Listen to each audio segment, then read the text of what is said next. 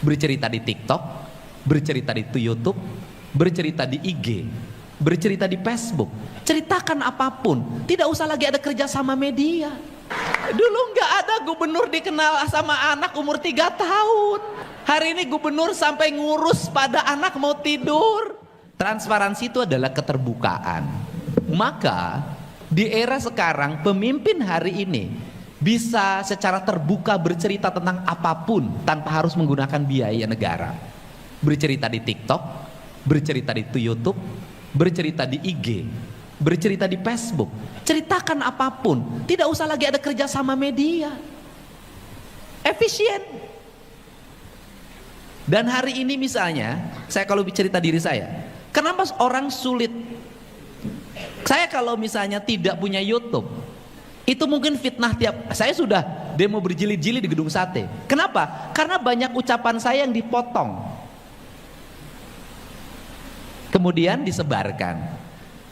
Ini nggak bisa nyerang sama saya. Kenapa? Karena dia ada sumber utuhnya.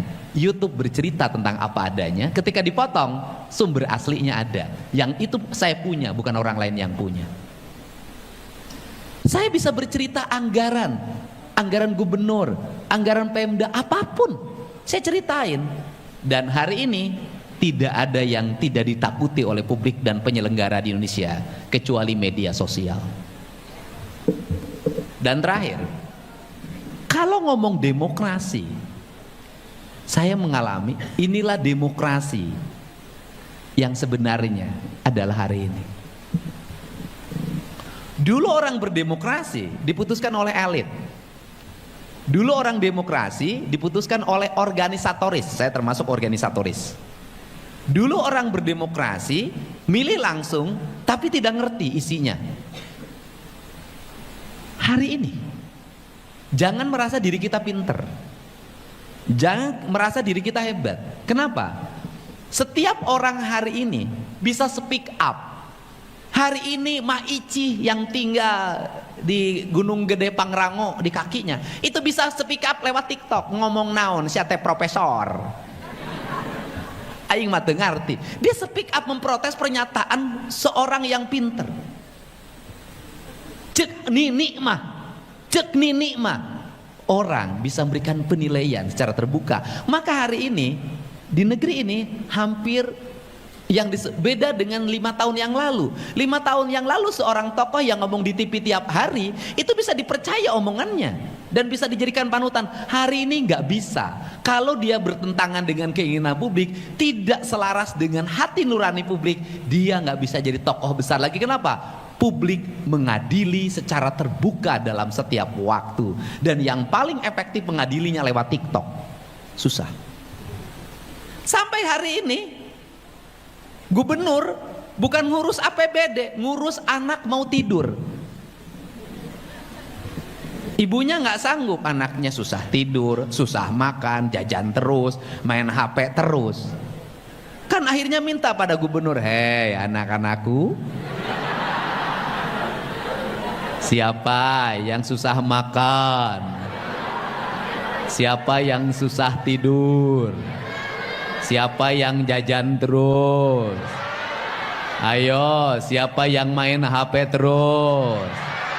Ayo, siapa yang melawan sama mama dan papahnya? Nanti Pak Gubernur datang ya. Nanti dibawa ke barak.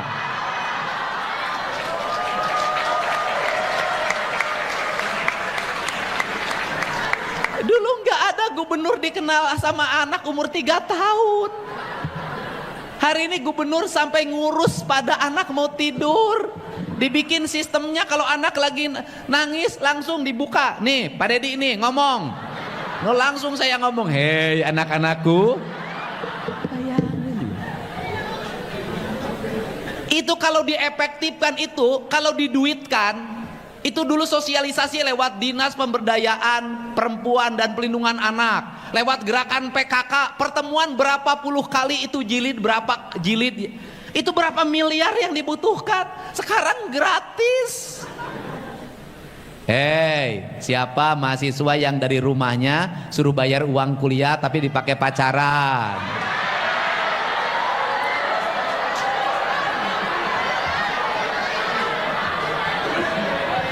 Ayo, siapa mahasiswa yang nongkrong di kafenya berjam-jam, berhari-hari, tapi uang kuliahnya nunggak? Ayo, siapa mahasiswa yang mobilnya baru, motornya baru, tapi uang kuliahnya nggak bayar? Ayo, siapa mahasiswa yang kalau ingin dapat nilai bagus deketin dosennya, pura-pura baik, sering berkunjung ke rumahnya bawa makanan? Boleh enggak? Ya boleh saja. Iyalah, jadi ya emang kita ini tergantung memanfaatkan situasi. Jadi saya mengucapkan terima kasih ya hari ini diundang ke sini. Ya, saya ceritanya itu saja buat mahasiswa. Proses komunikasi publiknya itu saja, ideologinya itu saja. Jadi saya nggak akan mau ngambil filsafat yang kejauhan dari Prancis, dari Jerman. Wah, kenapa Aki Udin juga dari dulu sudah seperti itu. Terakhir, apa yang menjadi penyebab ilmu pengetahuan di Indonesia itu tidak tumbuh dan berkembang menjadi rujukan pengetahuan? Problemnya satu, karena orang Sunda, orang Indonesia itu ikhlas. Ikhlas. Cing caring cing page kancing set saring set page iket itu pengetahuan. Siapa yang nulis? Cerita Lutung Kasarung itu pengetahuan, itu novel. Siapa yang nulis? Cerita Sikabayan siapa yang nulis? Seluruh pengetahuan yang sangat luas itu dilahirkan oleh orang-orang ikhlas. Nah, bangsa kita itu diajarin untuk hidupnya tidak pernah mengakui terhadap apa yang dia miliki. Hidupnya tidak pernah mengakui terhadap apa yang dia ucapkan. Hidupnya tidak pernah mengakui terhadap apa yang dia lakukan. Karena mereka sudah bertuhan secara sempurna. Terima kasih. Allahumma muwaffiq ila aqwamit thoriq. Assalamualaikum warahmatullahi wabarakatuh. Sampurasun.